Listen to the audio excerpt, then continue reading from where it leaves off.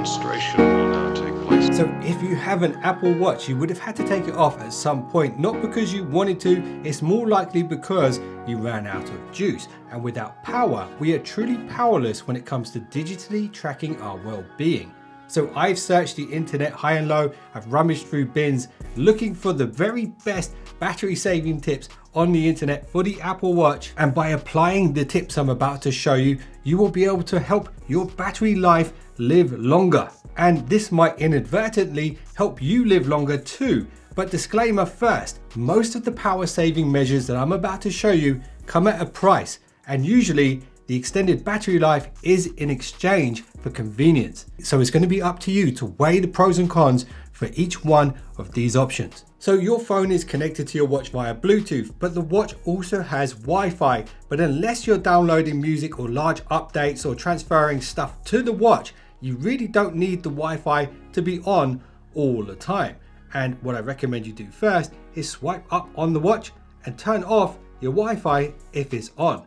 And don't worry about missing out, because like you just saw me do there, you can come back here and switch it on whenever you want. And the reality is the only time you're really going to need Wi-Fi here is if you want to use the watch standalone with LTE connection and all that kind of stuff. But apart from that, it's only going to be when you're downloading software updates and music. So remember what I said about battery life in exchange for convenience? Well, this is probably the best example of that, and that's why it's number 2. When you're navigating the Apple Watch, it's actually refreshing the display 60 times per second. Us tech fans know this as 60 Hertz. But the latest Apple Watches have the ability to reduce down to just 1 Hertz per second, 1 refresh per second, and this would probably be used for the second hand on a watch face. Now with that in mind, if you go into the watch app on your phone, I have added it here to my home screen just for this video, and then go to accessibility, which is here, and then here enable reduce motion. What this will do is immediately slow down the maximum refresh rate on the watch, and by doing this you will significantly save power. And the only downside to this is the animations might feel not quite as smooth as before, but to be honest with you guys, I think a lot of people won't even be able to tell the difference. So I suggest you try it out and see what you think. So you know something, if AI keeps advancing at the rate that it is today, one day machines and tech may rule the world, and in many ways they already do. But for now, we still have the ability to take the reins like old Saint Nick with his flying reindeers. And here's what I'm getting at. On your phone, go to the watch app. This time we're going to general, and then here you should see auto app install, and it will be enabled. Now if you disable this, what this will do is stop apps that are on your phone installing on your watch, and this will only happen if there is a compatible app that's available for the watch. This is kind of a silent killer because you won't know that it's happening. A new app means more updates and notifications, which means more screen on, and with more data traveling back and forth between your devices, this all equals, you guessed it, more power drain. So now off the back of what I just said about apps and notifications, I highly suggest that you reverse engineer Apple's default approach to this. It's very easy these days to get distracted, and this is an absolute must-do tip in my opinion. Not only is it going to help you save battery, but it's also going to help you focus, because when it's time to put in work, you know what you're expected to do, right? What do you expect me to do?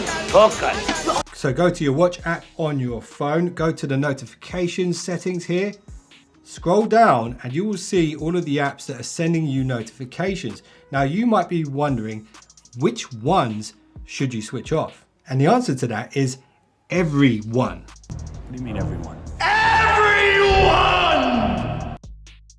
Now, once you've done this, you can go back through this list one by one and be honest with yourself. Do you really need alerts from those apps on your wrist? Keeping in mind that most of these are going to alert your phone, which is probably in your pocket. And by doing this properly, you are going to save a lot of battery life here. Okay, tip number 5. This time we're going into general and we're going here, auto launch. Now, this is something that really annoyed me about the watch is every time I was watching YouTube or Netflix, the media controls will automatically pop up on the watch. And if I'm watching or listening to a long form podcast like Joe Rogan or Lou Later or something like that, I don't want to use the controls, but my watch is constantly lighting up, giving me the option to do so. Now, if you're at the gym or working out, this could be useful, but remember, you are the human. You are still in charge of your tech, and you can manually open the controls but maybe it's best that you do it when you decide to do it and on your watch. So in my opinion, it's a good idea to turn off auto audio apps, and it will save power and it will stop your watch from lighting up like a Christmas tree whenever you're consuming media on your phone. So this is a big one, and I must emphasize the power saving trade-off for convenience here.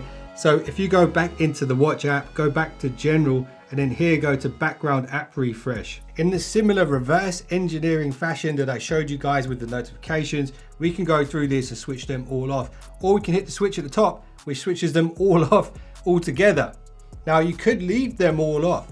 Just know that if you do this, this does not affect the complications on your watch face. And also you should know, next time you go to one of these apps, it will auto refresh at that point in time when you decided to do it. If you want to be more granular about the control here, you can switch them all on, go through like this, switch them off one by one, and then go back through that list like I showed you guys before and decide which ones of these really do need to be refreshed in the background. And by doing this properly, it could take some time, but it will be worth it because it will save you power. So think about this one. And if you don't want to think about it, switch them all off. So this is a very basic but important tip. So go to your display and brightness within the settings app and adjust the peak brightness to where the watch is visible but still usable.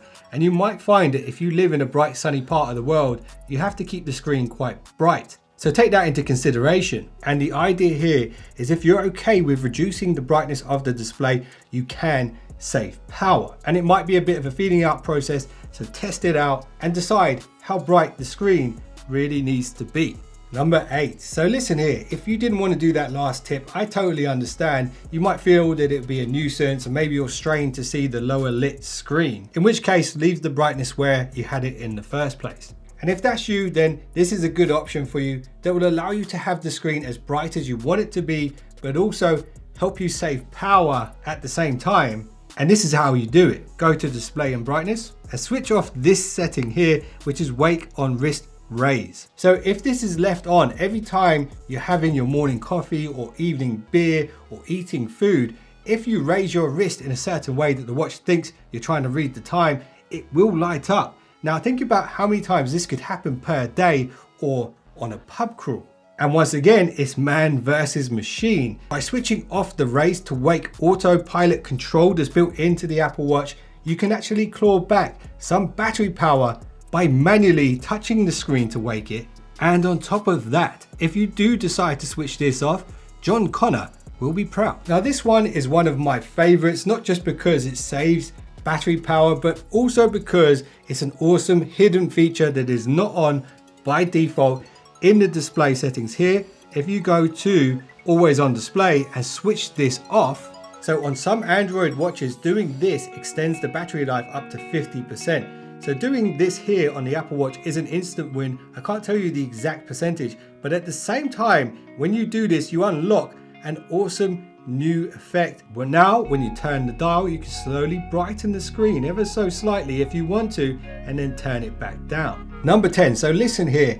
Life is not all sunshine and roses, and sometimes it's better to look at things in black and white so we can focus on the task at hand. And we can do this by going to accessibility here on the app and enabling grayscale. This will massively reduce power consumption. This kind of turns your Apple Watch into maybe the smartest LCD watch that was ever made, and doing this does not limit the functionality in any way at all. So if you don't mind your watch looking like a classic retro Game Boy, then like Super Mario would say, woohoo, let's go, you're about to save some power.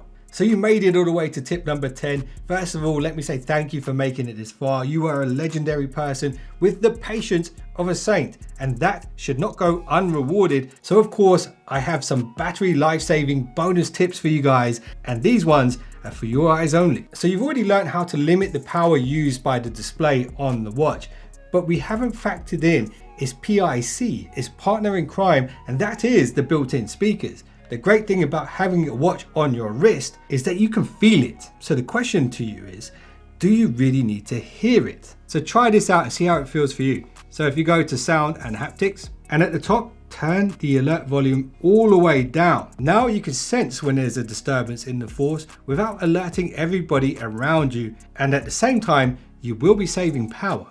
And while we're in this sound and haptics menu, you can turn off the crown haptics. So that means you won't feel any vibrations when you turn the dial here. And also, if you turn off the system haptics, that means when you're navigating around and you're touching things on the display, it won't be using any power for the vibration motor in the watch. And if you feel like these things don't add to your experience, then say no more. So I'm not here to tell you what to do. You are the artist of your own life. And I'm only going to show you the paint palette. So check out this selection here. Scroll down to privacy. Now, if you wanted to, you could turn off all of these continuous algorithms that are constantly measuring things in the background. But this is the greatest AI sacrifice you can offer the battery gods. So think carefully about this and choose wisely, my friend, because some of these could save your life. So there's a very good chance I'm telling you something you already know here, but Siri is always awaiting your command like Alfred does for Bruce Wayne. But here's the thing, if your phone is in range and it's also listening for you to summon Siri, the question is, does the watch need to be eavesdropping on you 24/7 as well? So if you don't think so, go to Siri within the app and turn off Listen for Hey Siri. Now only your phone will be listening. And here is the second last power saving tip. If you swipe up on the watch and tap on the battery percentage, here you have low power mode. And as you know, this is the second most powerful battery saving tip of them all. And you might be wondering, what is number one? Well, let me show you. If you hold down the side key on the watch, the power button pops up in the top right corner. And if you tap that, you can power off the device and stop the clocks. And check it out, even with this last dying breath when it comes to power supply, the watch, even when off, can still tell the time. So I hope you found some of these battery life-saving tips useful. If you guys want to see my first things to do with an Apple Watch, that thumbnail's on screen right now. And if you guys got any kind of value out of this video at all, little thumbs up, comment would be nice. And a subscribe would be even nicer. And if you watch this one now, I'll see you in the next one. So don't be late.